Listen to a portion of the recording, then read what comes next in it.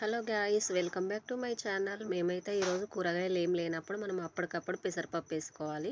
అయితే పెసరపప్పు నానబెట్టుకొని మనము ఒక 5 నిమిషాలు స్టవ్ మీద పెట్టుకోవాలి. అది ఉడికిన తర్వాత మనము అందులోకి ఒక స్పూను పసుపు వేసుకోవాలి. తర్వాత తగినంత సాల్ట్ వేసుకోవాలి. అలాగే అల్లం వెల్లుల్లి పేస్ట్ ఇవన్నీ వేసుకొని కొంచెం ఉడకనివ్వాలి. ఇది ఉడికిన తర్వాత మనము పచ్చిమిర్చి మనం కట్ చేసి పెట్టుకున్నాం కదా, పచ్చిమిర్చి, కరివేపాకు, కొత్తిమీర, అలాగే టమాటా ముక్కలు సన్నగా కట్ చేసి పెట్టుకున్నాయి ఇవన్నీ వేసేసేయాలి. ఎందుకంటే బ్యాచిలర్స్ ఉన్న వాళ్ళకి తొందరగా అయిపోతుంది. వాళ్ళు కర్రీ పాయింట్ల నుంచి తెచ్చుకుంటారు కదండి, వాళ్ళకి ఈజీగా అయిపోతుంది. రైస్ కుక్కర్లో రైస్ పెట్టేసుకొని ఇలా పప్పు వేసుకుంటే ఒక 10 నిమిషాలలో పప్పు అయిపోతుంది. డ్యూటీలోకి వెళ్ళే వాళ్ళకు కూడా తొందరగా అయిపోతుంది. కూరగాయలు ఏం లేనప్పుడు ఇలా పెసరపప్పు చేసుకోండి, తొందరగా అయిపోతుంది. ఇవన్నీ మనము పచ్చిమిర్చి, కరివేపాకు, కొత్తిమీర, టమాటా ముక్కలు ఇవన్నీ వేసుకొని మనం ఒకసారి కలుపుకోవాలి.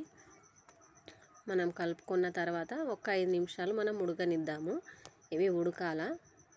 ఉడికితే ఆ టేస్ట్ బాగుంటుంది. అప్పటికప్పుడు వేస్తే ఆ టేస్ట్ అన్నది రాదు. టమాటాలు కూడా సన్నగా కట్ చేసుకున్నాం కాబట్టి అవి ఉడకాల.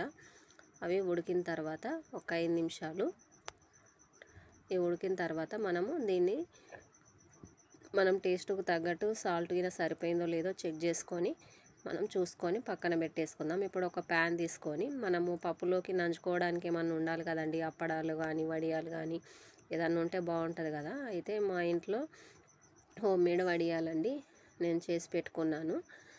అయితే అప్పడాలు ఉన్నాయి. మట్టి పప్పు తింటే బాగుండదు కదా, పిల్లలు చెయ్య మమ్మీ అని అంటే సరే అని నేను అప్పడాలు వేశాను. అప్పడాలు మనం ఫ్రై అవ్వాలి. బాగా ఫ్రై అయిన తర్వాత మనం ఇప్పుడు అదే ప్యాన్లో మళ్ళీ వడియాలు వేసుకోవాలి. ఇవి హోమ్ మేడ్ వడియాలండి, నేను సమ్మర్లో పెట్టుకున్నాను వడియాలు, నేను బయట కొనుక్కురాను. ఇవి కూడా మంచిగా ఆయిల్లో డీప్ ఫ్రై కావాలి. మంచిగా ఫ్రై అయిన తర్వాత మనం ప్లేట్లోకి తీసుకోవాలి.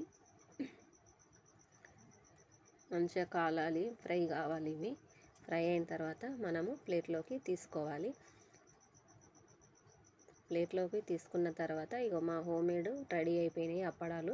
అదే ప్యాన్లో ఒక స్పూన్ ఆయిల్ వేసి మనం పోపు పెట్టుకోవడానికి ఆవాలు, జీలకర్ర, ఎండుమిరపకాయలు, మళ్ళీ వెల్లుల్లి రెబ్బలు అవి వేసేసుకోవాలి. మనం ముందుగా ఆవాలు వేసుకోవాలి. అవి కొంచెం చిటపటలాడాలి, లేదంటే పచ్చివాసన వస్తుంది.